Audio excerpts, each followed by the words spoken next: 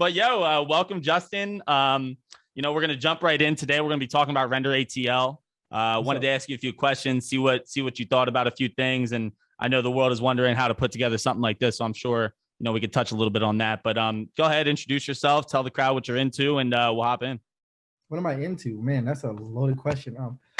My name is Justin Samuels. I'm the founder, CEO of Render Atlanta Conference. And what am I into?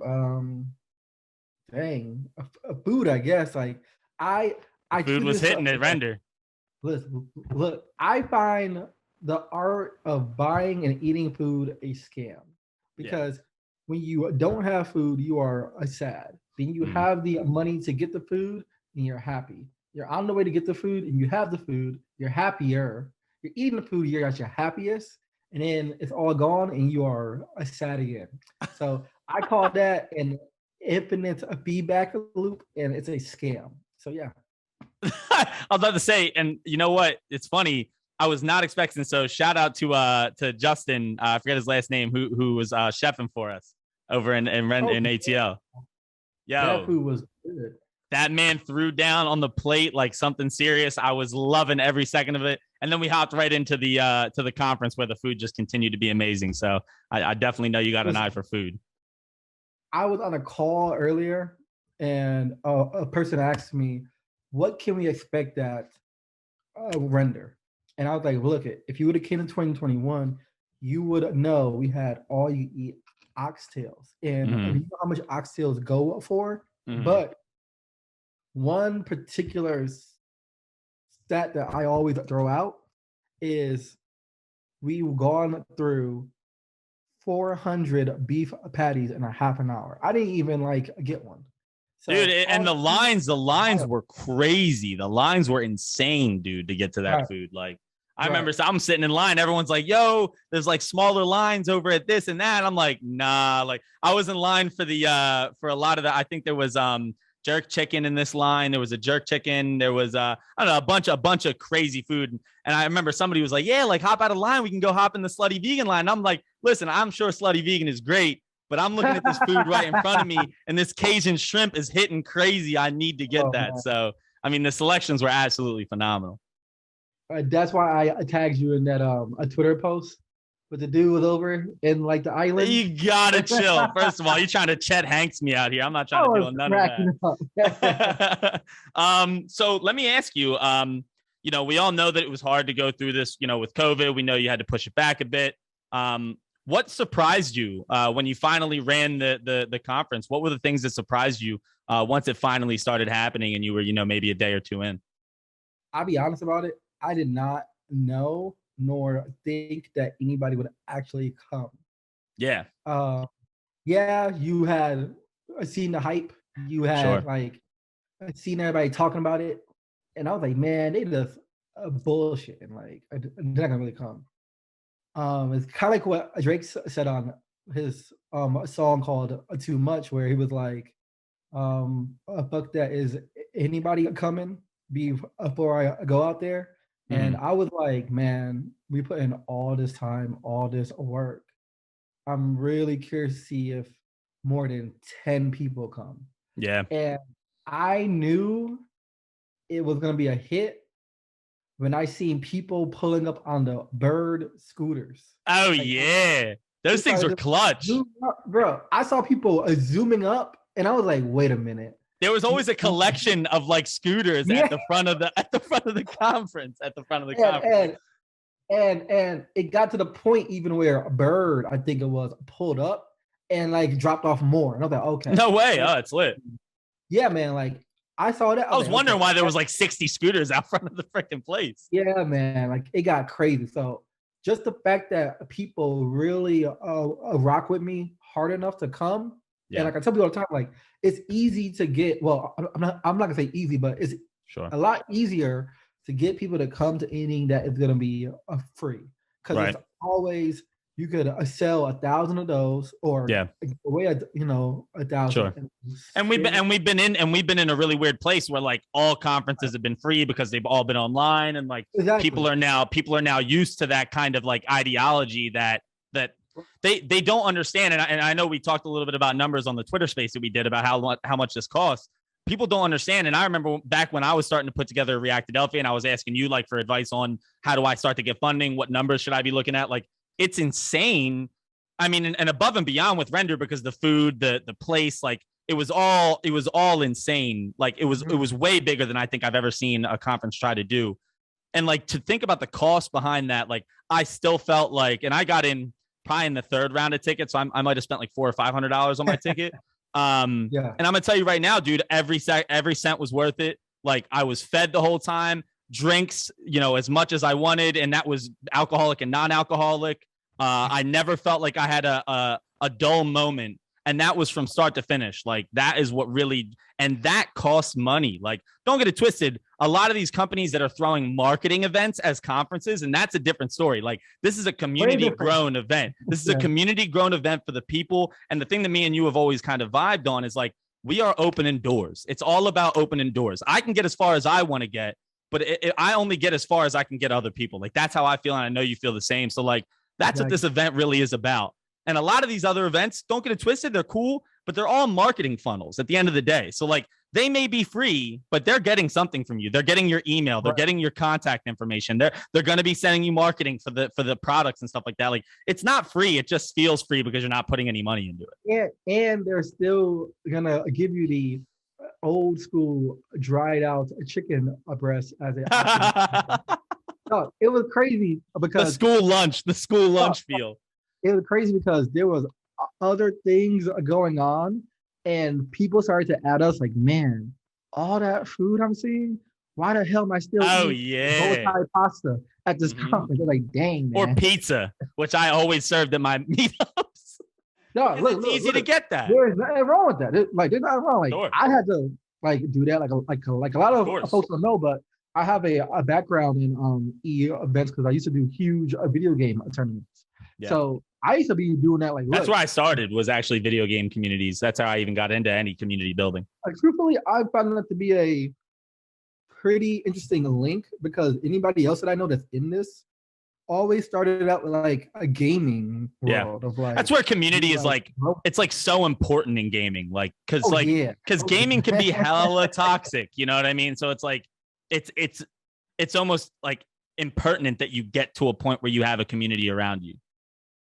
I'm not gonna lie though, that kind of made me battle tested because I was telling my team like, look, this might happen, fights might happen, this and that, and it was chill. And I'm like, okay, I am so used to people coming from Super Smash Brothers tournaments, real quick. So. It's true though. People don't play about their fighting games. Yo, people don't play. Shout out to the homie Nick. He was. Wait, I'm not his name. He's still tournament running. That man's still going out and about. He legit stopped in Target. I seen on Paris's IG and was just watching the new Super Smash Brother character come out. Like, bro, are you that man is dedicated to the cause for sure. Dedicated.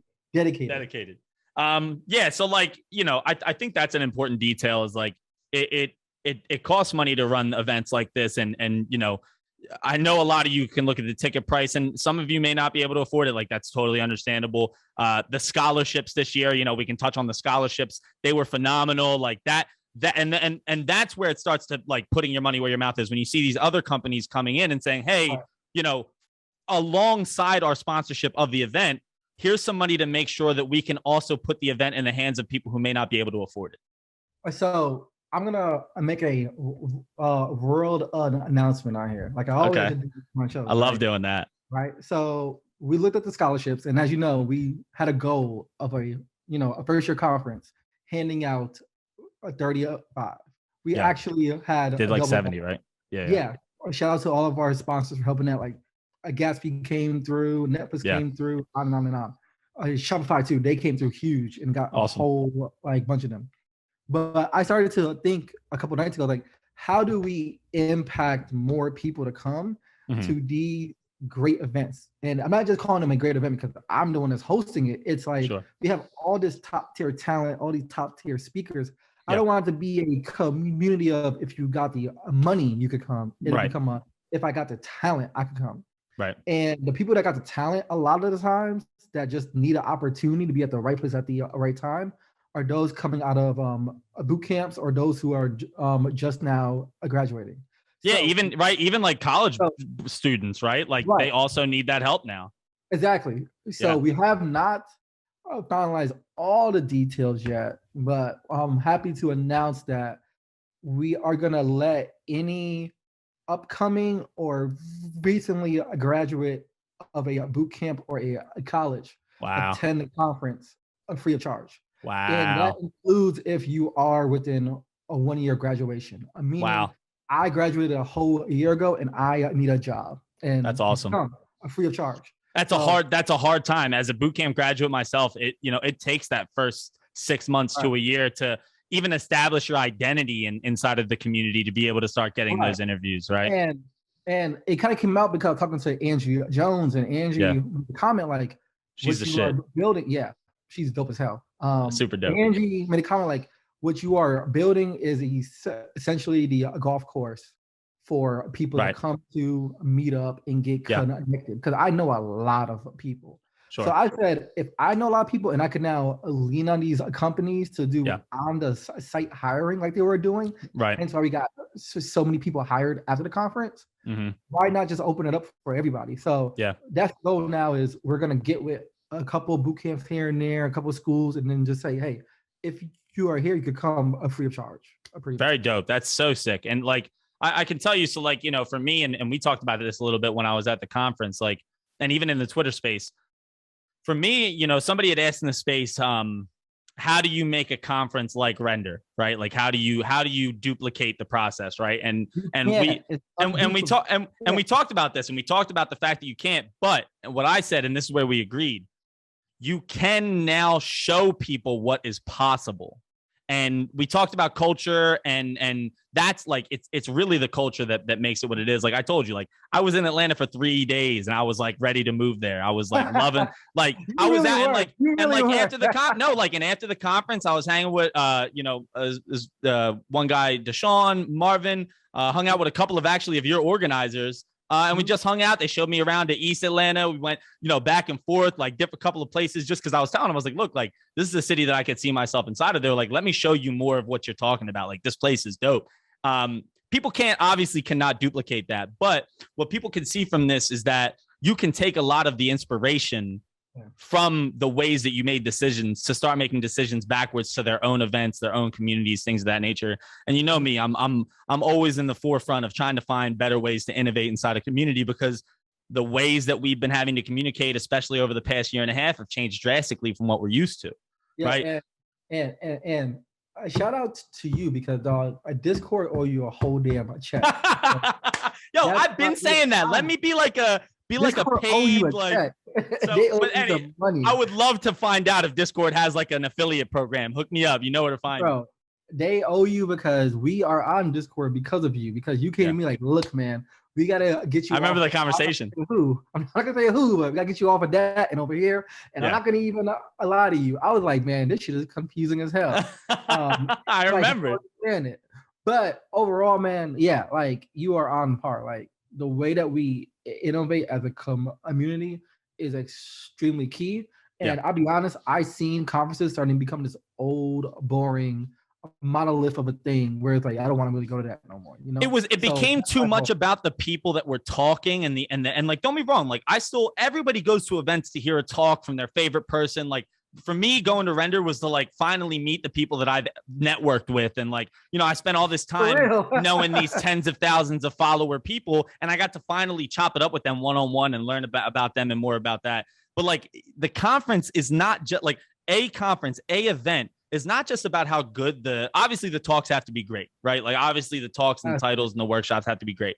But all the other stuff in between is so important, and it is left out every time because people don't have the imagination. I think it really it comes down to imagination, because if you think about Render, even when we talked about it way back when we met in New York, right? When we were going to like Etsy and stuff, like I remember talking to you about just like and this is before you were even advertising for Render. This is back when like streaming in color and things like that. I remember when we were talking about events then, and you were like, I just don't want to do it the way that everyone else is doing it. I want it to be something that people remember. And I think that you did that.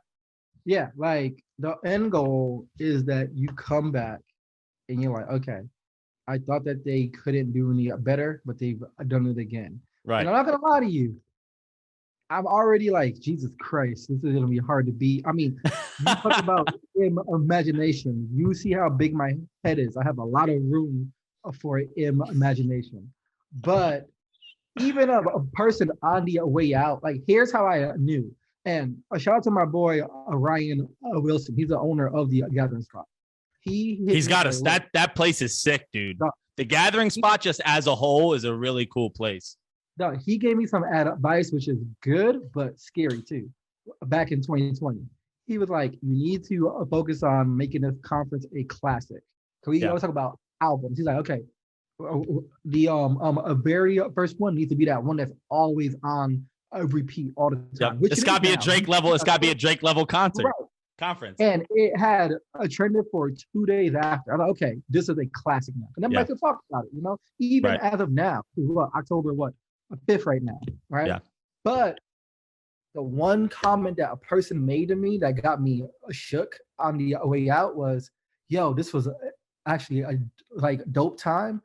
How will y'all make the lanyards better for 2022? I was like, shit. Damn. Not the food, not the real Cuban links, baby. Yeah. I'm like, dog, the lanyard? I was like, that's a good question. I'll get back to you on that. So I don't know who asked me, but thank you. I was like, shit, that's gonna be hard to beat. Right. Yeah, and you know what? So like, I'll bring it back to a couple more questions just because I know we're hitting about 20 minutes now. What I think was really impressive was how quickly you were able to put together websites, mobile sites. Like you really created an ecosystem in which people could really, they knew what was coming, they knew what was happening, and they felt the culture in the websites that you build. So how did you plan and organize? I know you went from a smaller team to like 30 people. What did that look like? What tools did you use? What types of things kept you ahead of the game? Man, I ain't gonna even lie to you, coach. I kind of like, I felt like this was playing behind the whole time because I always move with an intensity where you got to be scared at all times. So I'm thinking, okay, I really should have been got that out, Right. So it's good to hear that you had a thought like, okay, I did on top of this shit. Great. Yeah. Perfect. But the tools that we used was one, we use Makeswift. There are a website, a CMS, a local company, and ATL. Oh, dope. So completely React-based CMS. And then honestly, we use a lot of communication via like Discord. Yep. We use a ton of integrations or automations, I should say, through Zapier. So they're always in Discord. That right there. I'm telling anybody who is listening, that right there. And there's a few folks that obviously are in the DevRel game that know this. Zapier, I think it is. That Zapier. Thing, that product right there can change the entire way in which you do community and events. I have it to a point where, and I'm also speaking at their upcoming conference. Cool. And I kind of like touch on this, but I have it to a point where when a customer emails us, it comes in our like a Discord. Yeah. That way I'm able to like hop on it. Hence why everybody's like, whoa, you get back to us quickly. I'm like, yes, because that's because it's hitting me right there like a rock in the face. Right. Yeah. And so overall, like just try to find ways to automate your workflow and not be a blocker. Like one of the tools is privacy. I don't know if you ever heard of them. They use like little digital cards. But rather than my team having to come to me and be like, yo, we need the card, instead I'm like, here goes a digital card quickly. Oh, to be able to do like purchases and such. Exactly. That way, without having to give them like the actual business card info. Right. So I follow the agile Scrum mindset at all times. Don't be a blocker. Right. That's dope. Yeah. I mean, I think that like, and it's something I think about a lot. Obviously, we talked about Discord, like tooling around how you build events and communities, like has grown so much over the last, even 2 to 3 years, even before the pandemic, it was really starting to grow. But now like the tools are there. It's really just about how you use them. And again, I know I'm going to beat a dead horse with this one, but your imagination of what you can start to pull together is really what's going to what's going to help propel you forward to kind of start building your own things. And you know, and I'm going to tell you right now, Justin's an open book. I'm an open book. Whenever you have questions about like community building, like we're here for it, because that is what we focus on the hardest, is really just like, how do we empower others to feel like they can start doing things like this? And just to be honest about this too, yes, I'm an open book. I like to help you, but at the same time, just know my time is extremely limited. I mean, out of the conference, I am. But even just the Discord, right? Like, but even just the Discord, even if it's not you directly, like the people that you've been working with and the community you've cultivated. Yeah. Yeah, because out of work, a lot of people think I only work at the conference. Like, no, I'm a full time. Mailchimp too. So I have a job, and I got this job, and I got some other stuff I do too. So my time is like precious. But I always help if I can. So if it takes a couple of times to get in contact with me, don't take it personal. Just keep trying, please. For sure. And then I guess, you know, for the last piece of the conversation here, you know, what are you excited about going forward into next year and the years beyond? I know you already told us in the Twitter space, you already thinking about 2023 and what that looks like. But, you know, you said it's going to be hard to top last year, well, this year at this point. But what are you looking forward to, and what can you share with us about like going forward? What's going to go on with Render? I know you've been announcing some things, and I'd love to hear about it. Yeah, so I announced the whole scholarship program for 2022. I could talk about this now too, is that we are going to be doing pop-ups across the country. So I've seen that. Yeah, you could catch us in your favorite neighborhood, again, on brand that you're going to expect, which is all the food, the drinks, and the culture that you could just eat at that time. Yeah. But we're going to be doing pop-ups across the country in NYC, Miami, Kansas City. And that was because we were begged to, well, not say begged, but we were told we got to come out there. What else? Detroit, Oakland, and back to DC, and then ATL. So we're going to be everywhere, being out there, popping up. What else? And are you bringing that ATL vibe to these areas, or are you setting up shop and like how does that look? Yeah, that's a really good question. So I don't want to impose ATL culture where we go. Right. It's about the culture of the local, of where it is. So we partner with brands that are local to the area. Love that. And then when we come in, we let them help us curate how the event needs to like flow. Right. So it's Love not that. us imposing, and hence why ATL's version was all about the trap, because that is our culture. That's the culture, right? Yeah. Yeah, because that's like, you know, for me, like when I think of Philly, like just Atlanta and Philly give me such similar vibes. Like, you know, like the music scene is just so deep, and the people that are in the music scene really care about the city. Like, you know, like that's something that I really love. And I like, that's like for me, when a Demetrius Clark Rand conference comes, like you're going to be seeing Philly rap all day. You're going to be hearing music between. Like, I think you've inspired me to kind of put my best foot forward and making sure that when people come to Philly for anything, that they feel like they came and experienced Philly. Who are you gonna have? You're gonna have Pat's, or you're gonna have Geno's? So I'm probably not gonna have either. I'm gonna go talk to a grandma that's running the food truck in Center City, because that woman right there is whipping up the best cheesesteaks in the city. Don't get it twisted. Like, I know everybody talks about Pat's and Geno's being like the go-to, and I'm sure like, you know, for people who are out of state that want to go and enjoy, like, you know, like that's cool, that's great. But I'm gonna tell you right now, working in Center City for as long as I did, I'd be walking by these like, you know, little old grandma whipping it up on like 3 different stoves. That woman right there is making the best cheesesteak in the city, no doubt. I love it. I love it, man. I love it. Well, dude, thank you so much. We're coming up on the end here. Is there anything else that you wanted to shout out? Anything you wanted to talk about before we dip? I'm sure everybody would love to hear. Man, I used to have like a whole shout out list, and I'd be like, this person, like, on the now. So if you ever poured into me, helped me, contacted me about some advice or anything, shout out to you. Y'all keep me going. So that should be everybody on that list now. Shout out to you for taking the time to do this interview. Of course. I'm not getting paid to do this, so I'm here to talk to you, my boy. Shout out to my team at the conference. Y'all holding me up, so keep on going. It was a long night, so a shout out to y'all. And a shout out to God, you know, holding me down here, you know, it's hard life. And yeah, man, like just again, shout out to everybody. Shout out to the Next.js conference for letting us sit here and talk for the last like 25 minutes to y'all. And shout out to Lee for connecting us and letting us come up here and shoot the crap about renderATL and beyond. Really appreciate y'all for the time. Follow us on IG, Twitter is at renderATL. Website is easy as well. It's just renderatl.com. You can find like a render NYC, Oakland, all on there too. And you can follow me at Doug Debugger, THUGDEBUGGER. That name is going down in history. And you can find me at Demetrius Clark. Come chill with us, come talk to us. Like I said, I'm a little less busy, thankfully, because I don't run 30 different conferences. So if you ever have any questions about community, Justin was talking about how I convinced him of Discord. Discord, if you heard that, you know where to find me for that affiliate. Number two, if anybody in here is ever thinking about moving over or wants to start their own community, you know where to find me. Again, thank you, Next.js Conf, and thank you, Lee, and the rest of the team for having us up here.